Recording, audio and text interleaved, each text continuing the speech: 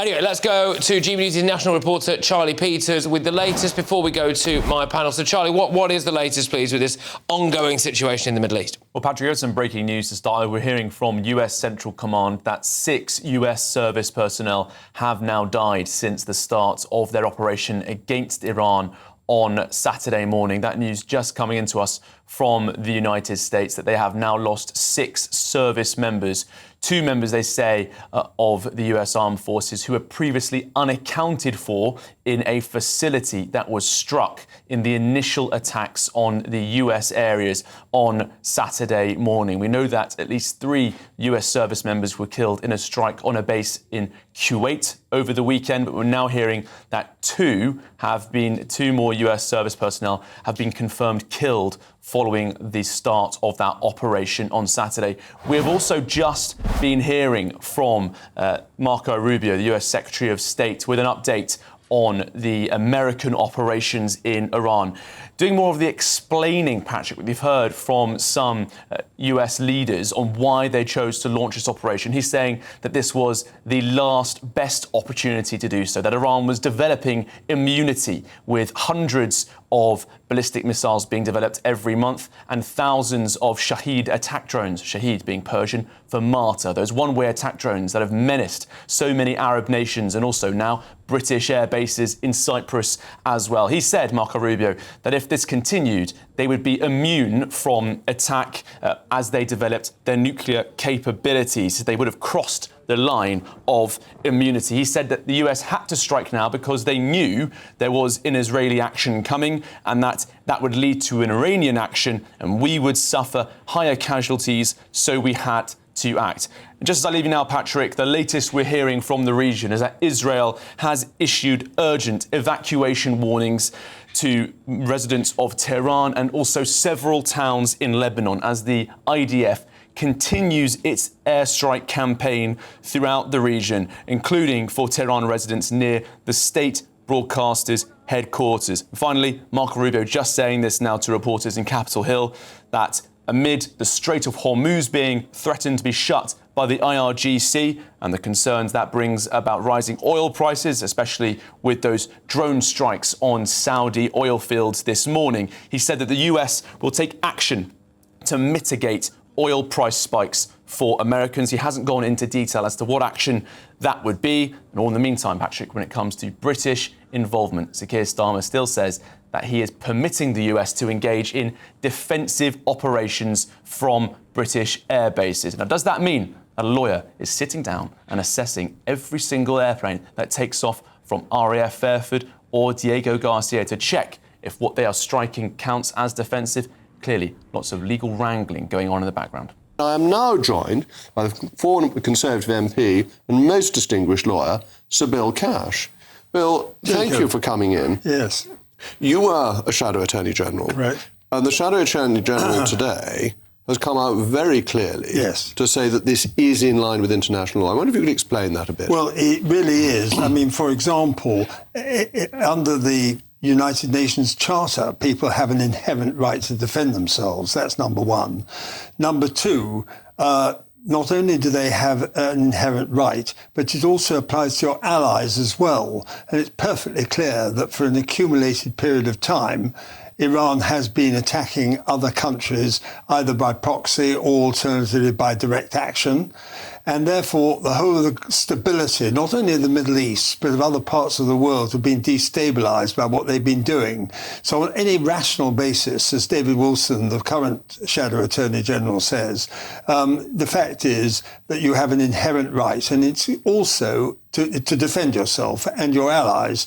And the further point also is that international law is a kind of movable feast. I mean, it's what you want to say. It's like words mean what you choose. Can you explain that more? Because we know what statute law is and we know what the common law is. How does international law fit in with that? Well, it's not interpreted in the same way as you quite rightly said in your opening, because basically it can mean, rather like Lewis Carroll, you remember, words mean what you choose them to mean. The question is who is to be master, that is all.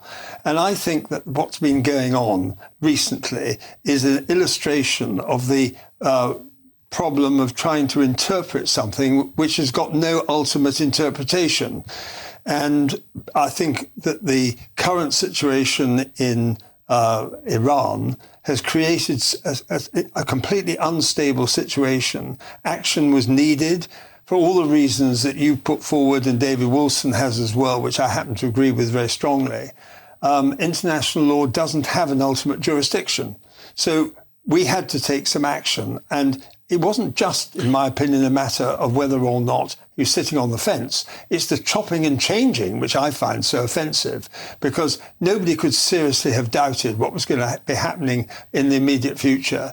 And actually, President Trump has actually made a submission already under what's called Article 51 of the UN Charter. And what that says is, quite clearly, nothing in the Charter shall impair the inherent right of individual of collective self-defense if an armed attack occurs against a member of the United Nations. Has anybody suggested that there hasn't been an attack on Israel? Well, there have been endless attacks on Israel, and Iran has been the funder and sponsor of Hamas and Hezbollah and all that. So for it's decades. so obvious. It's been going on, and as Trump said, we've had enough. So why do you think Starmer is so indecisive in this area? Because he's being pushed around by his Attorney General. OK, so tell me the position of the Attorney General, because you're one of the few people, I think, who understands the constitutional importance of the Attorney General and the power of its legal advice across government. Yeah, the Attorney General is in a very special place. He is entitled, according to the rules that have grown up over the last couple of centuries or so, to make a decision. And when he does do so as a matter of legal opinion, it is binding on the entire government legal service, number one. Number two, under the Ministerial Code, when the Attorney General makes a decision, it is not only binding, but it also effectively binds the Prime Minister. That's what you're watching at the moment. And this complete vendetta, or let's put it the other way around, this rather vindictive approach against our own national interests by invoking international law. How often have we heard it said by the Attorney General and by Starmer himself that international law is the be-all and end-all? That is their main motivation on so many different things. But therefore the government of the country has been handed over by the Prime Minister to the Attorney General and taken out of the hands of the whole of the rest of the Cabinet. Well, that is the problem. And actually, in my opinion, I mean, what I'd like to know is there not another opinion?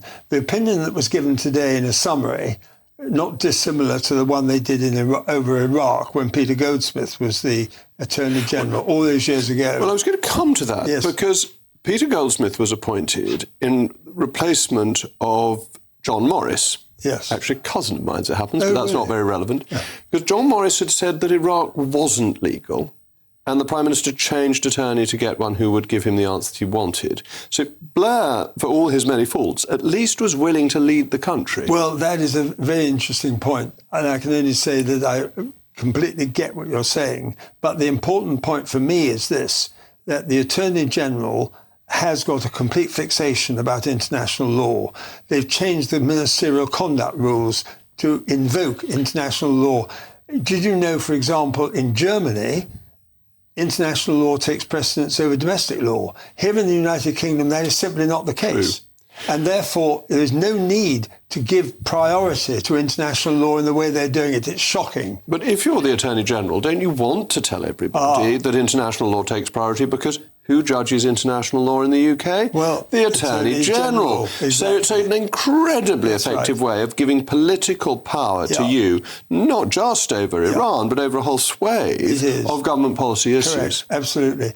And it's very dangerous too, because if you want to protect your own country, and even in line with what the United Nations Charter says, you have an inherent right to defend yourself as a democracy. The last thing you want, absolutely the last thing, is to make an assumption that the international law prevails. And who is Hermer? He is a peer. So he's not democratically elected himself. So you've got the ultimate decision within the government taken by somebody who has never faced the electorate. Well, I'd also say, actually, that Starmer and Hermer are so close. I mean, after all, they're in the same chambers. I believe Hermer was pupil to Starmer, and so it goes on.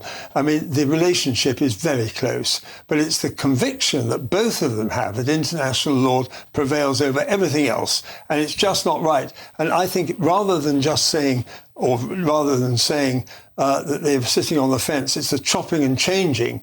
I believe there's another opinion which must exist, which they had as in the back drawer, which had already been drafted before this attack took place.